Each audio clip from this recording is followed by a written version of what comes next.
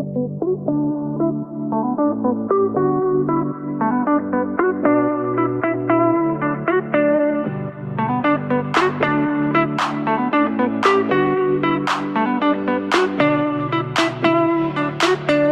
the Road to World Cup 26 podcast, your deep dive into everything FIFA World Cup every single week. Part of the Global Sports Podcast Network.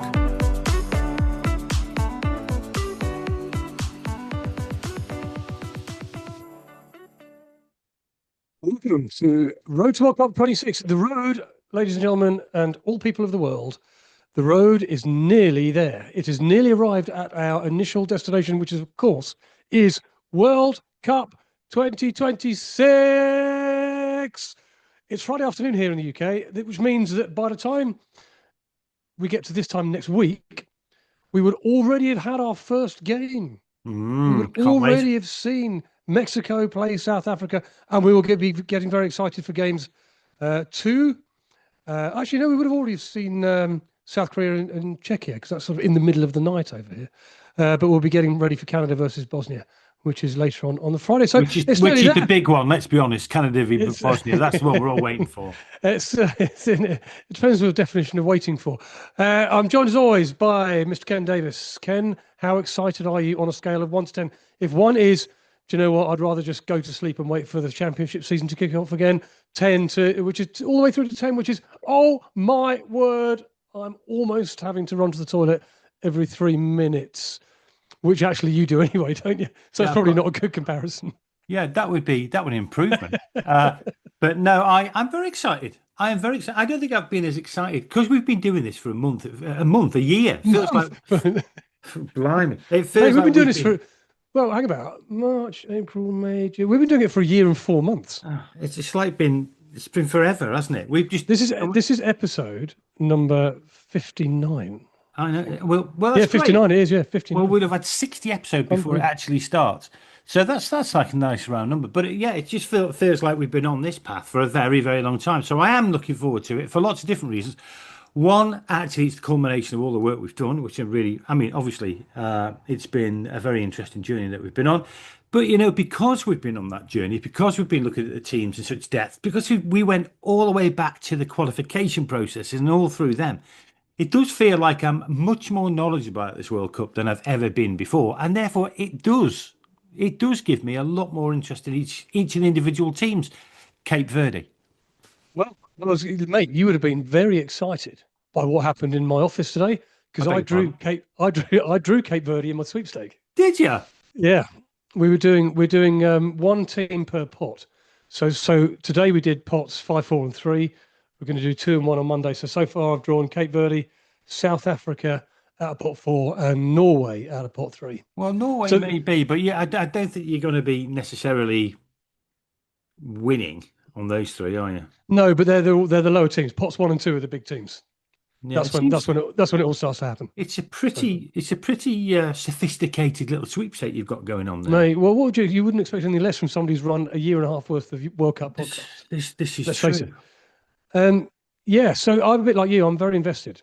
I feel like I know so many of the teams and so many of the players that I probably wouldn't have known had we not done this. So today, folks, we're going to bring you up to date with some news, as we always do, just having a quick look around the news of the week. Obviously, it's mostly based around now the actual football, so teams and friendlies and who's doing what and this, that, and the other. There is obviously stories about tickets still. That's just a recurring theme. That's moved on a little bit this week. Ken, you've been having a look at the friendlies, haven't you? Yeah. So that's going to make up the first bit of the podcast. Then we're going to have a look at Argentina and we're going to have a look at Brazil, which make up our sort of look at the squads that we fancy the most. So this will be week 3 of this. Germany, Nick. Germany. What did I say? Brazil.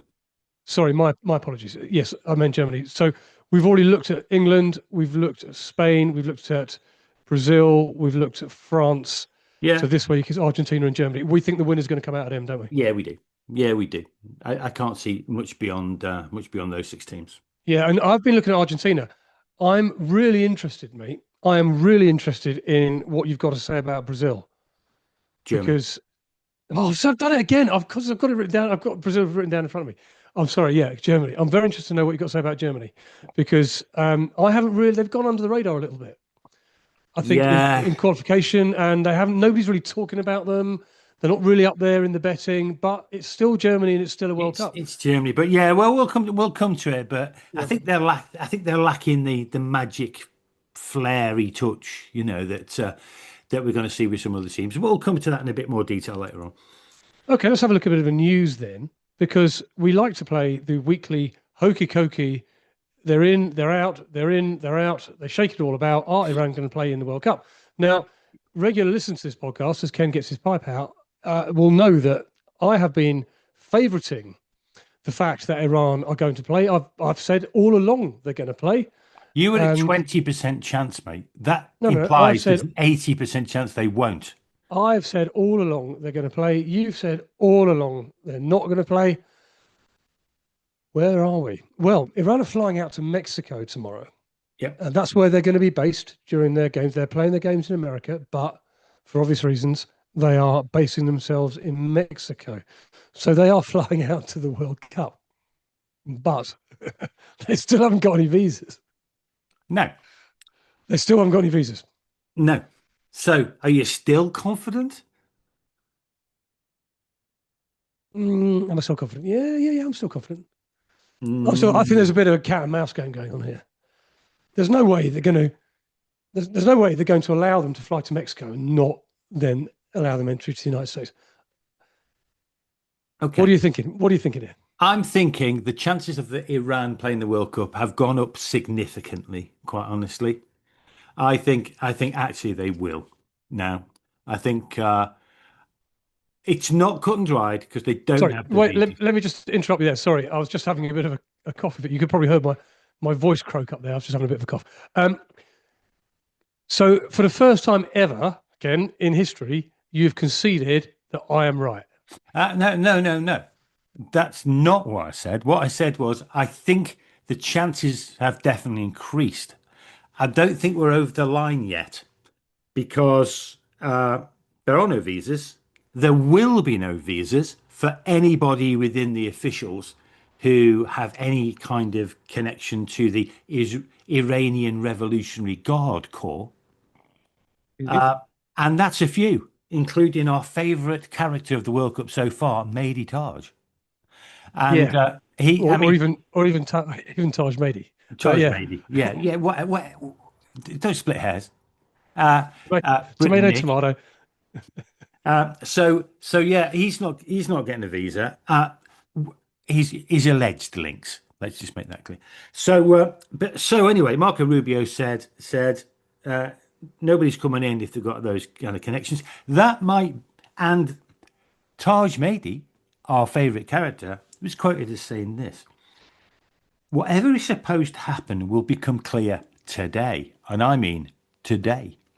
So Friday, the 5th of June. Yeah, he's told FIFA that if they don't issue visas for players and technical team, it's possible we will take another decision.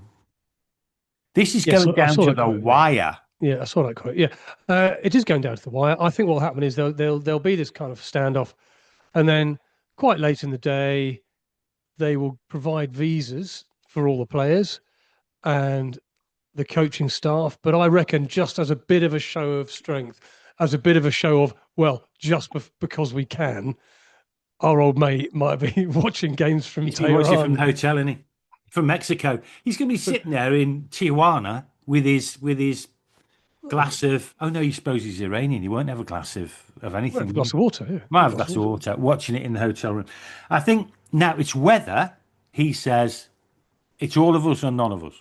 And he might do. No, he won't. But the problem, of course, now is who can replace him? There's no real option. That's the thing. That's kind of driving my entire reasoning here. Yeah, and that's it's just too late. It's too late for anything else now. So unless something, I think we can stand the Italian team down now, can't we? It's a shame because they've been hanging around New York for ages. Yeah. Yeah. Look, something might happen in the world outside of this. This is true. Which influences the decision, and they'll just go ahead with 3 teams in that group, and they'll all go through. But yeah, If nothing dreadful happens, we expect Iran are going to play. Yeah. So just a shortcut. Everything you've just listened to there, guys. Ken's finally admitting I'm right. They've had a good warm up. They've won 3 out of the last 4 games, which they've been playing in Turkey, Gambia, and Mali. They've beaten in the last week, but they're not exactly top opposition. Prior to that, they beat Costa Rica 5-0, but they did lose to Nigeria, so they're all right. We did pose a question, Ken. Finally, before we move on from this, we did pose a question a couple of weeks ago, and I said I'd find out: is there a possibility of Iran playing America in the World Cup? And the answer is yes, in the round of 32. Woo! Yeah. Now, which is the round after qualification. It's the round after qualification. After the groups, yeah. Yeah, essentially, if they both finish second in their group, they'll play each other. Oh, please. No. You know what? The world will be supporting Iran, won't they? I mean, we love America, but I'm telling you, the world will be supporting Iran. Well, I'm going to put my Swiss hat on and remain neutral in all of this. I don't mind. I hope football is the winner. Oh. There is another. God, that's absolutely vomitous, mate. Oh my God. There is another route. There is another way to this. Nick making an early gamble to see if he can take over after Infantino retires here. The new FIFA head has been announced. It's Nick. It's Britten Nick from the UK. Yeah, if you can get me down off the fence. Yeah. If a much more unlikely scenario is if they both win their groups, which isn't going to happen, let's face it, but then also win their game of 32, they'll meet in the round of 16. This is on. This is so on. I think it is a possibility that they might meet in the round 32. You know. Oh, I love that idea. Because I can't see either of them winning their groups. No, I don't think that. No. But I can see them both qualifying. Yeah. Come on. But they've got to finish in second. I'll stay up for that game, won't you? If that's at 4 in the morning, I'm staying up for that. The whole world will watch that game. We should do a live podcast while the game is on. Yeah, USA v Iran, sponsored by the Straits of Hormuz. Yeah. Right, moving on. Tickets obviously in the news this week, every week, and loads and loads. There's about 70,000 tickets that are still available for the World Cup. Wow. Now, the big teams have sold out, as you would expect. Yeah. But they don't make up much, of the 48 teams. So about, I don't know, 10 or so, 7 to 10 of the teams have sold out. Everywhere else, there's tickets, 70,000 tickets. And FIFA has now been accused of working with unofficial resale platforms to essentially dump all their unsold tickets from their own website. I wouldn't be at all surprised if quite a lot of the sold out ones are still with ticket vendors. Well, I think this is it. I think this is they ain't sold out. Yeah. No, I think this is it, because when Infantino said they were, quote, sold out, it means kind of FIFA have bought them on the basis that they're going to sell them for sky high prices on their website. When they can't sell them on their own website, they can't reduce them on their own website because they'll face action and compensation claims for people who've already bought them at the initial face value. So the sort of accusation, if that's the right word, the suggestion is that they've put them all on SeatGeek, which is a very well known place, at vastly reduced prices. And to give you an example here, because it's a bit of research here done by the Boston University's Questrom School of Business, a guy called Florian Ederer, who's done a really good job here. It's a good bit of research. For example, looking at the seat map for Saudi Arabia's game with Cape Verde, which is a big draw in Houston on the 27th of June. Going around the block for that one. Tickets are on sale on the FIFA website for $700. Are now on sale at SeatGeek for $200. Yeah, I can imagine. And the suggestion is that the number of tickets available via FIFA's official platform has sort of gone down vastly.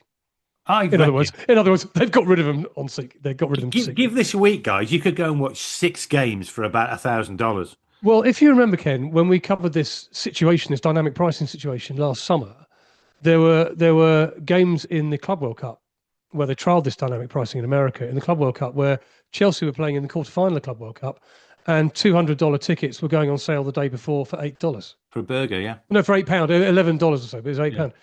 So it's quite possible that this time next week or this time in 10 days, that Saudi Arabia Cape Verde game, you can probably pick. It's now $200 a SeatGeek. It might be down to sort of $50, $60. Yeah, no doubt. I mean, variable pricing, dynamic pricing is a double-edged sword. And FIFA may well be about to find that out. By the way, though, well, they may well have stabbed themselves in the back with it, Ken. Yeah, with a double-edged sword. That sounds painful. Now, Doesn't it? Yeah. But talking about being able to get tickets very cheaply, FIFA allowed 60 people to get free tickets. I saw this. Yeah, I saw this. That was superb. This is the group stage in Toronto. There's a glitch. There's a glitch in the FIFA systems. Who would have thought that, eh? A glitch in the FIFA systems has allowed 60 fans to get tickets for free for the group stages in Toronto. But boo hiss, FIFA have cancelled the tickets, but have said to those fans, hey, you can rebuy them if you want. But you've got to buy them by this particular time, and you're buying them at face value. But just when we thought it was a bit of good news for fans getting free tickets, it's been whatever you do to it's something in the bud. What do you call it? Nipped in the bud. Nipped in the bud. Yes. Have you ever been nipped in the bud, mate? It's painful. It's very painful. That hurts.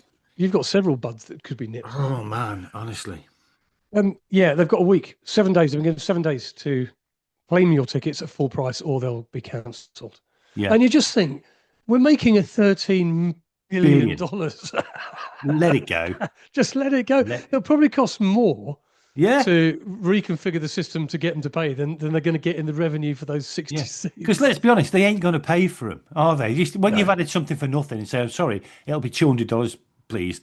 Yeah, no, we'll leave it. We'll leave it a week. Wait till the $30. Yeah, no, precisely. How are the friendlies getting on, Ken? How are the teams warming up? There's an important news story, breaking story that's developed that I think we need to talk about. Okay. Have you been on? Because we're all on FIFA Watch. Because there's nothing I've realised in this podcast series. There's nothing more entertaining than being on FIFA Watch, because they always do daft things. Have you seen the thing about the refillable water bottles? No. FIFA have banned, in a change of policy, fans from bringing refillable water bottles into World Cup stadiums. You're joking. No, it's just happened. Joking. Just happened. Late change of policy, extremely strange. All the water and the soda and the juices are exclusively supplied by Coca-Cola. And there was supposed to be free water availability in stadiums. It was assumed, it was told to the fan groups that because of the heat conditions, because of essentially most of the games are going to be played over 90 degrees Fahrenheit, 30 degrees centigrade, that free water for refillable bottles would be made available. They've changed the policy. And the reason they've changed the policy is to prevent injury to players if people happen to throw a plastic water bottle onto the pitch, which is pretty unlikely. So that utter load of garbage. That is that mate. FIFA Watch. They have sunk to some pretty serious lows during this absolute shambles of a World Cup operation. I mean, it's just been disaster after disaster after disaster. It's been in the PR stage. It'll be one day. There'll be books written about it, won't there? There will. Oh, it'll be written by our old mate Jules, who was on last week. This is a new low for FIFA. It is. This is a new low for. This is absolutely disgraceful, because you are playing now with people's health. Yeah, people are very worried about it. Potentially their lives. Yeah. Because guess what? A bottle of water in these stadiums is not going to be cheap. No, it won't be.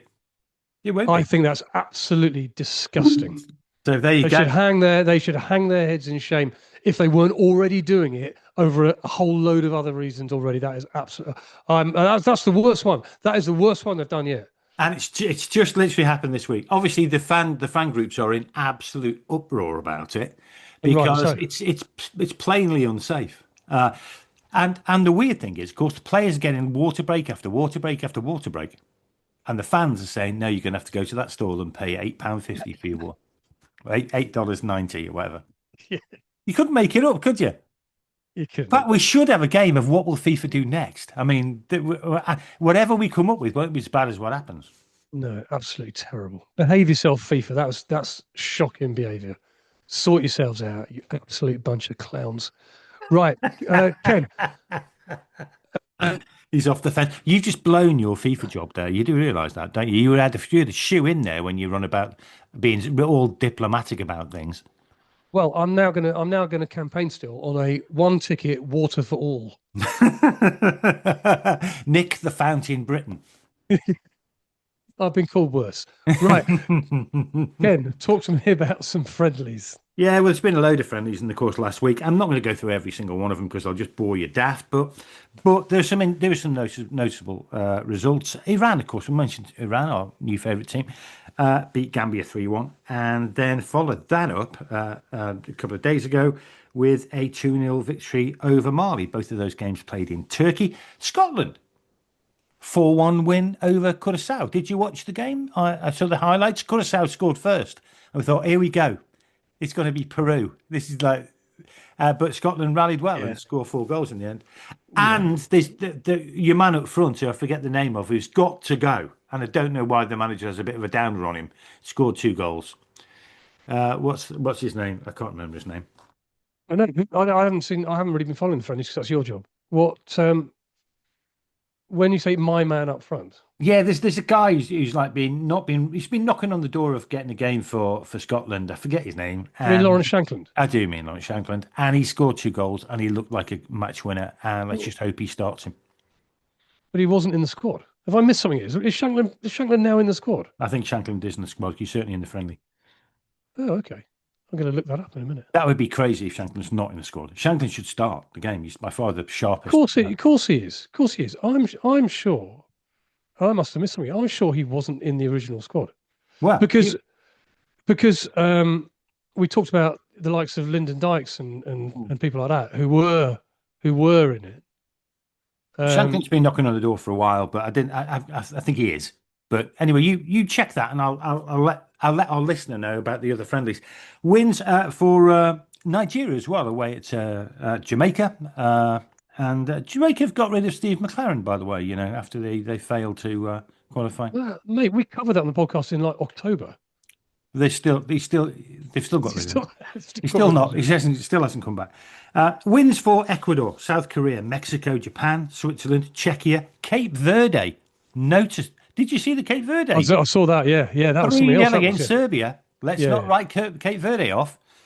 Ukraine, Germany beat Finland 4-0. USA beat Senegal 3-2. Good win that. Brazil 6-2 over Panama. Brazil look like they're really on top form. Then on Monday, Norway beat Sweden 3-1. Good result for Norway, who look a handful. They look a decent team.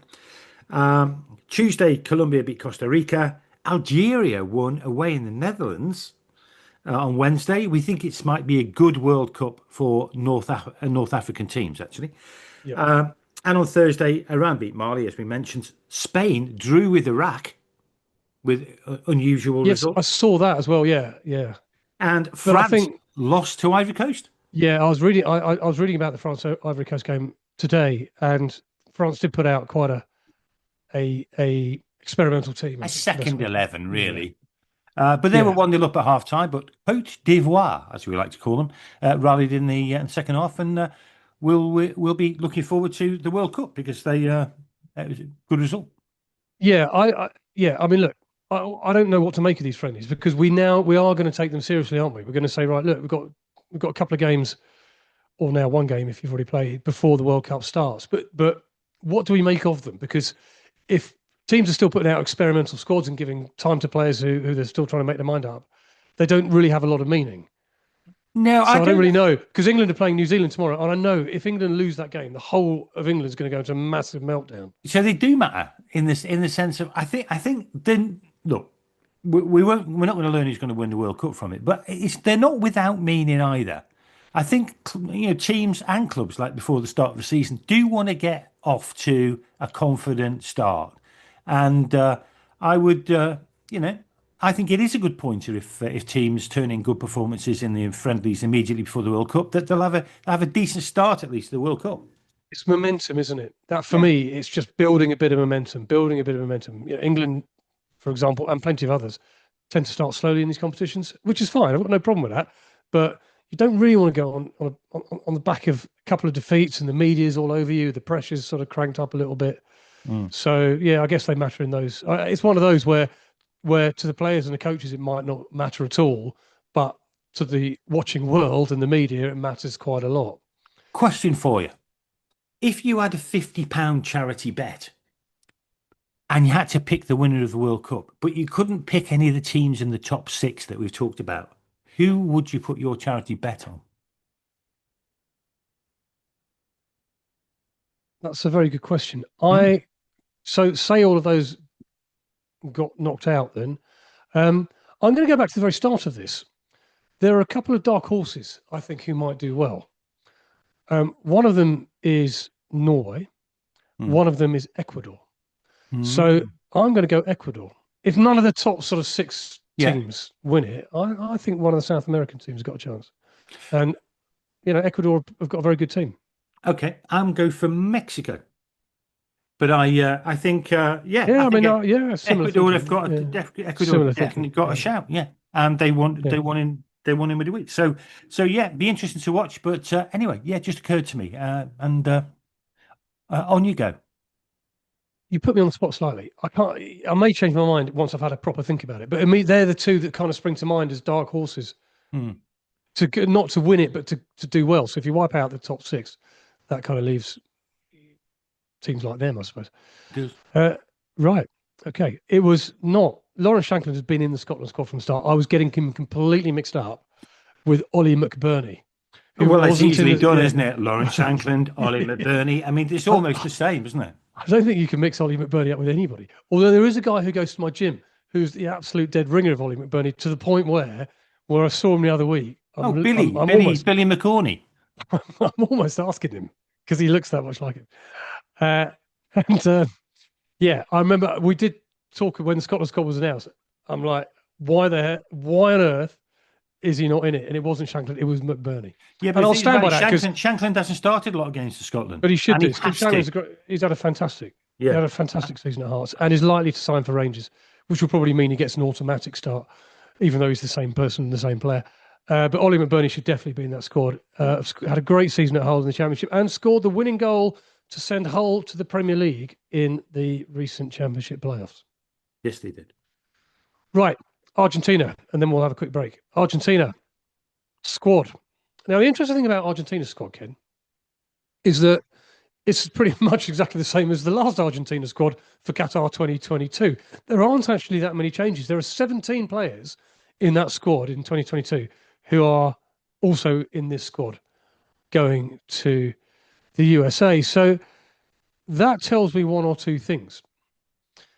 I think that's a big bonus. Do you? I think, I really do, because what you've got here, bear in mind they won it. It's not like they got eliminated in the group stage and you're still taking the same bunch of players. They're the reigning champions.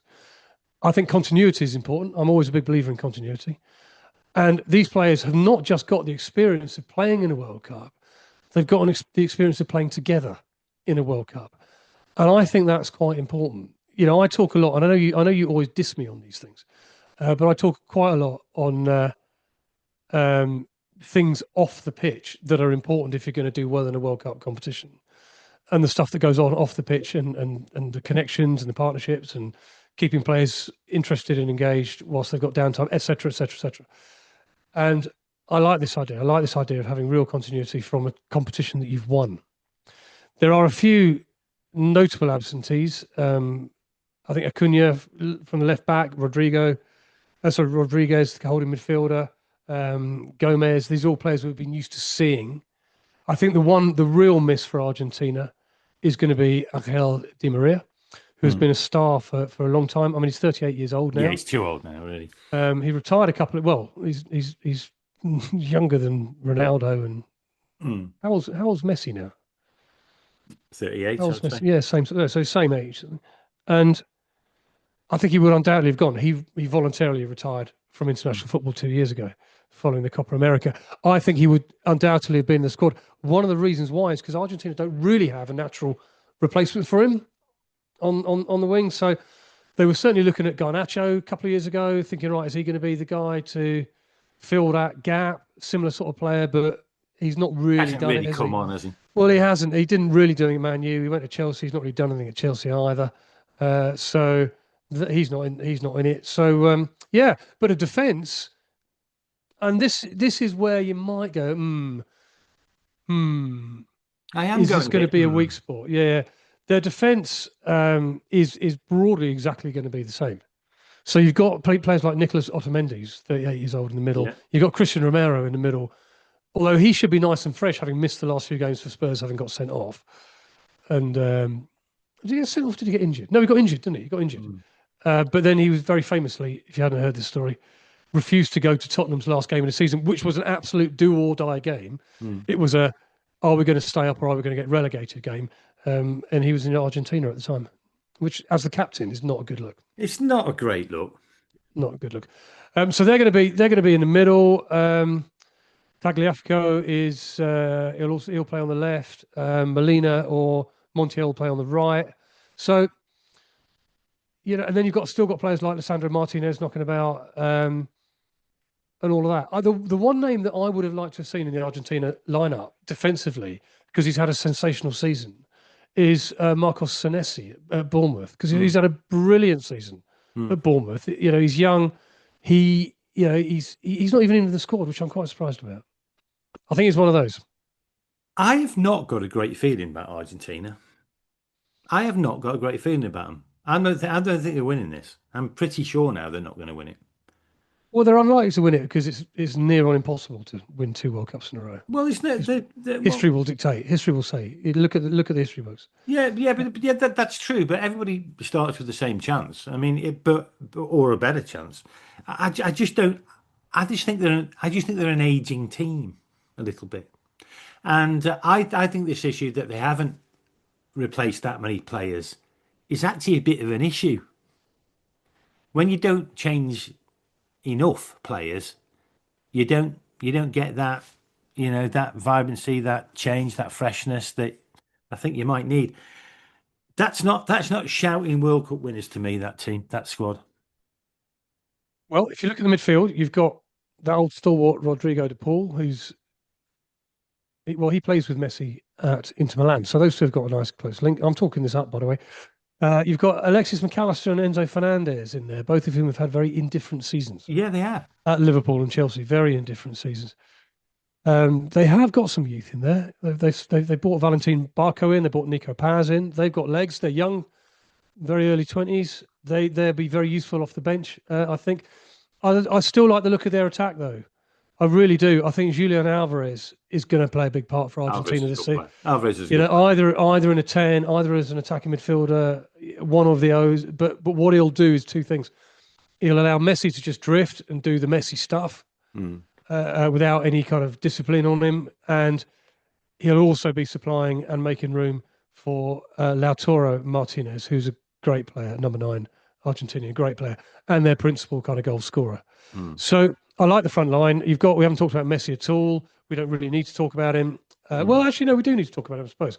He's going to be there. He is going to be joining Cristiano Ronaldo as a record breaker in terms of this is his 6th World Cup. He had a magnificent impact on the 2022 competition when everybody then was saying, is he past his best? Is he finished? He turned out to be the star player, really, in the end. And who's going to forget that image? Sullied somewhat with having forced to wear clothing that he probably didn't want to wear, but who can forget that image of him lifting the trophy in 22? It's his final World Cup? Is this one? He'll have a bigger impact than Ronaldo. I just think he's the greatest player that's ever played the game. But so I still think he's got it in him. I said right away, Ken, when we did our first, and we're going back a year now, I think, or there and thereabouts. Our first run through of where do we think teams are going to finish. I had Argentina finish, not winning it, but finishing it in the final. I'm not convinced anymore that is the case. And nor me. But I still think they'll be a real threat. They will. They're going to get to the latter stages, but I'm definitely on a bit of a downer on them. Fair enough. Right. The Road to World Cup 26 podcast has partnered with Bioniq, the world's most personalised supplements, because your body's unique. And because without knowing exactly what your body needs, if you just take off-the-shelf supplements, Nick, you may end up not getting enough of the nutrients you need, and you need a lot of them. and maybe you get too much of the ones you don't need, and nobody wants that. So the thing about Bioniq is they provide 100% tailor-made supplements. Imagine that, absolutely specifically crafted to your particular body. Imagine what you'd need to do that. The science is amazing, at exactly the right level. So if you want to know more about that, click on the show notes, click on the link, you'll get 50% off your first order.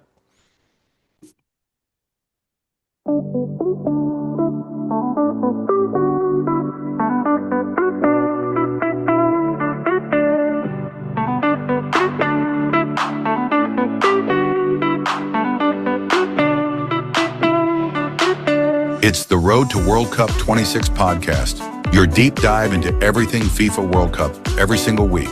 Part of the Global Sports Podcast Network.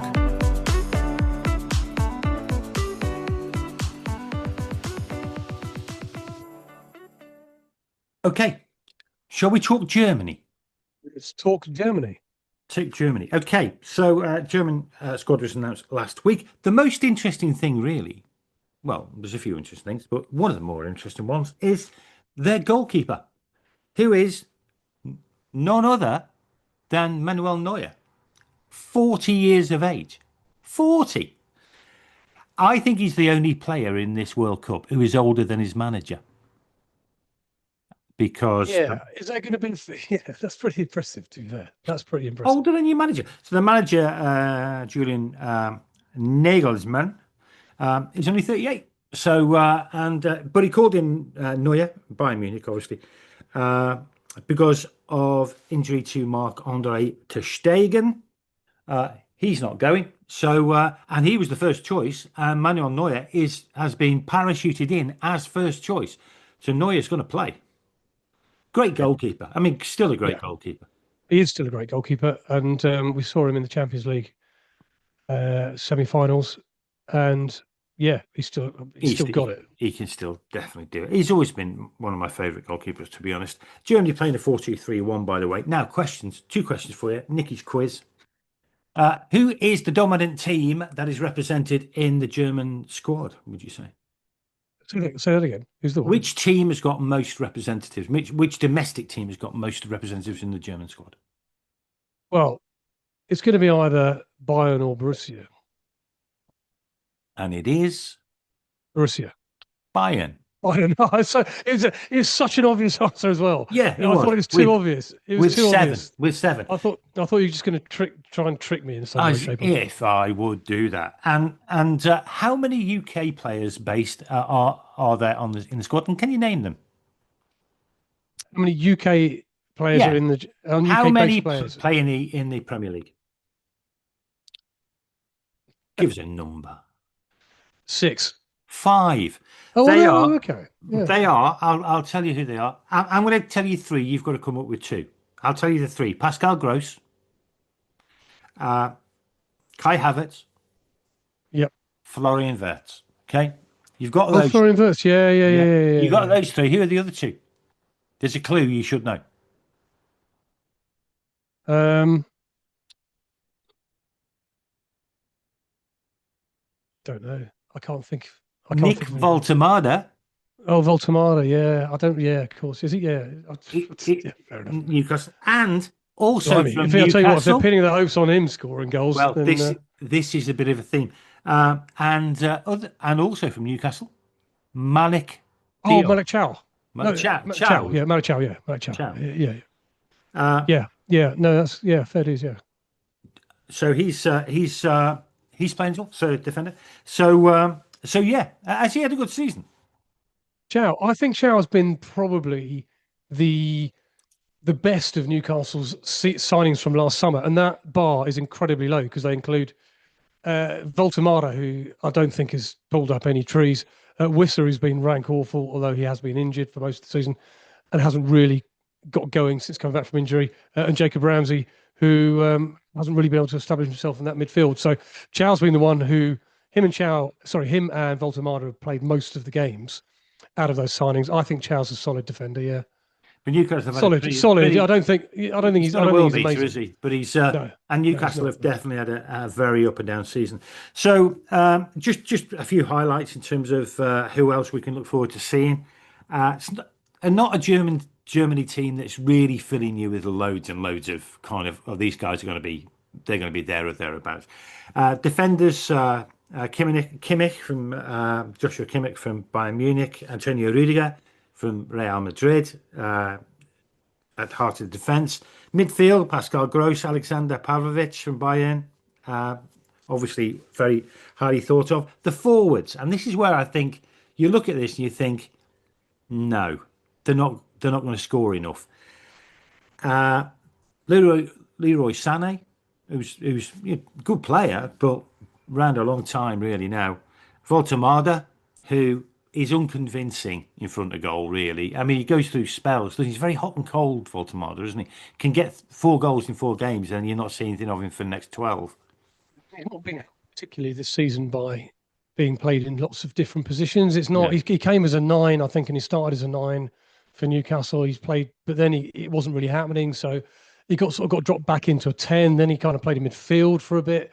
Yeah. He's been moved around, which doesn't really help. But he has. You're absolutely right. In as much as sometimes he turns up and he looks absolutely amazing. Yeah. And sometimes he looks like he's never played football before in his life. So it's very inconsistent, I think. Yeah, but we have certainly at the start of the season he was scoring a lot of goals in consecutive matches. Kai Havertz, again, I've never been convinced by Havertz as a real top quality striker. Gets the odd goal, never scores enough for me. Havertz. Florian Wirtz has had a very mixed season for Liverpool. Don't even think it's mixed, is it? I'll go down. I think he had a better. I think he had a better end of the season than the start. Start of the season was horrible. I think he's been poor. I think he's been. I know it's no criticism. It's just he might not have just found his feet. It can take a bit of time, but I think he's had a poor season and will look to do a lot better. Maybe the new manager. Maybe that's the key. For me. Maybe playing under Areola. Slot's been dreadful, hasn't he? Yeah. I mean, Areola, who signed a 2-year deal at Liverpool yesterday, he will get the ball forward a lot quicker. Yeah. There'll be no mucking around. There'll be none of this. Let's make 30 passes through midfield and take our time playing it between the centre backs. He will get the ball forward straight away. So your front players, I think, will benefit. That might suit Wirtz better, but it'd be interesting to see how he plays in Nagelsmann's team. But and Jamal Musiala from Bayern Munich, who high hopes they have high hopes for him. So my problem with the German team really is that it just lacks the quality of some other teams, and up front I just can't see enough goals going in. Just can't see enough goals. Yeah, I think you're probably right. You're probably right. I don't think, listening to that, you're going to conclude they're going to be a major threat. No, I'm thinking maybe a round of 8, but I think they're going to come up against England. They're going to come up against France or Spain or Argentina or a Brazil. Brazil, I'm definitely getting a little bit more excited about Brazil. Mexico, I think any of them team can turn Germany over. Yeah, I think fair. So what? Yeah, well, we're going to do this next week, aren't we? But what are you thinking? 32 sort of quarterfinals ish? Yeah, maybe it's a round of 8. Or are we in for a shock? Because one thing we haven't really talked about is there's bound to be a shock. Yeah, we'll do the shocks next week. Yeah. Okay, fair dues. I'll make a note. Right. Yep. Make a note, please. Shock exits from the World Cup. We'll do that as part of our Who's Going to Do What episode next Wednesday. Right, we're going to finish the podcast, as always, with Kenny's quiz. Get your pipe out, sunshine. Get your pipe out. Here it is. You had a poor week last week. I think you're going to do all right this week. I think you'll be okay. Have I ever had a 3-0? You've had a 3-0 defeat, yeah. That's not really what I was asking. I've never had a 3-0 victory. You've never had a 3-0 victory. In 59 episodes. Yeah. Good God. Now's the day. Now's the time to do it. Got to do it before the World Cup starts. I think you've got a chance here. Come on. I think you've got a chance. Come on. Okay, question on Germany, question on Argentina, and question on the World Cup. That's what we've been talking about in today's episode. Number 1, on Germany, which major German river forms the natural border between Germany and France? Which major German river forms a natural border between Germany and France? I suspect... Oh, okay. I was going to give you a choice, but go on. No, I suspect that's the Rhine. The Rhine is the right answer. Yeah! I couldn't get that gag in, really, could I? It's the right answer. Well done, Ken. Thank you. Nice That's one. good. Good start. 1 out of 1. Good first effort. Number 2, Argentina question. Located at the southern tip of Argentina. Yeah. Which city is widely recognized as the southernmost city in the world? Also known as El Fin del Mundo, the end of the world. Oh, that's hard. Do you want me to give you a bit of multiple choice? Yes. Okay. I'm going to give you. Doesn't cost me anything. I still score the goal. Yeah, go on. Give us. I'm going to give you 4 potentials here. 4. Okay. Bariloche, Cordoba, Ushuaia, and Rosario. Ushuaia. Ushuaia? Yeah. It's the right answer. Come on. Ushuaia, yeah. I think it might be Ushuaia. I don't care what it is. It's spelled Ushuaia. I mean, Yeah. If anybody can tell me how that's pronounced properly, please do. It's located in the Tierra del Fuego province. Tierra del Fuego. And I looked it up on a map, and it is indeed the southernmost city on Earth. Fantastic. Just before you hit Antarctica. I'm very pleased about that. 2-0 to me. 2-0 to Kenny. So you've won the quiz, mate, and this is your chance. Come on. On the eve, nearly, of the World Cup. You should have saved this till next Wednesday. I don't care when the 3-0 comes. I don't care. I just want one before it starts. Okay. This is the easiest question of the 3 as well. Oh, come on. So, in Qatar 2022, the last World Cup, who won the Golden Boot as the tournament's top goal scorer? I can hear the cogs I don't know of your brain. I just don't know stuff like this. I just don't know. I'm so sad that that's the question. Oh my God. Think, mate. Think what happened. Lionel Messi. Lionel Messi came second with 7 goals. The winner with 8 goals was Kylian Mbappe. Mbappe won the Golden Boot. I was trying to think about Mbappe. Mate, it's so good. I was about to say, you jumped in there. I was about to say it wouldn't have helped because I was about to say the winner came from one of the 2 teams who played in the final, but you still would have gone with Messi. Close. That's about as close as you can get. Two answers right and 1 wrong by 1 goal. Cruel, isn't it? It's honestly a cruel game, football. It's a cruel game. It is. Just when you think you're winning, you can see the goal in the last minute. Yeah. Well, we'll be seeing plenty of that over the coming months. I've still got next week. Week before. Yeah, you've still got Wednesday. Yeah, I'm going to make it so I'm going easy. to read everything there's possible to know about every World Cup that's ever existed. You can ask me who won the Golden Boot in the 1938 World Cup. I know the answer to that, which shouldn't surprise you. I'm going to ask you next week's quiz to roll back the years, mate, to do a retro quiz from the early days of this podcast. Oh no. To celebrate our 60th episode, will be questions on the national animals of countries. No. And it isn't just countries in the World Cup; it's every country on the Moroccan golden shrew, the Argentinian tawny owl. That's 2 out of 3. Doing well. It's just impossible. Those are impossible questions. What's the national animal of Iraq? I don't know. Trevor the tortoise. I don't know. Well, what do you think it is? The national animal of Iraq? Yeah. The camel. No. It's the eagle of Saladin. Well, exactly. Often represented as a golden eagle. How can you not know that? Mate.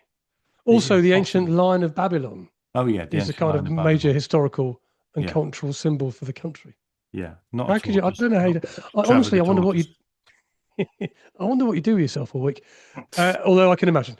Right on that note, people, it is the weekend before the World Cup.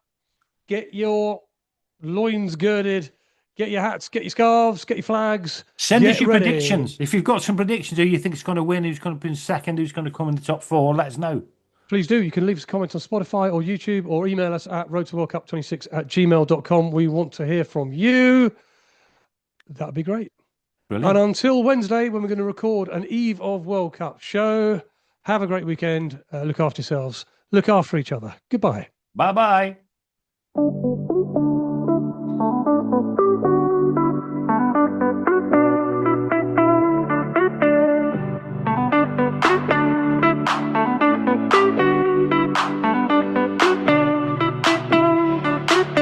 It's the Road to World Cup 26 podcast, your deep dive into everything FIFA World Cup every single week.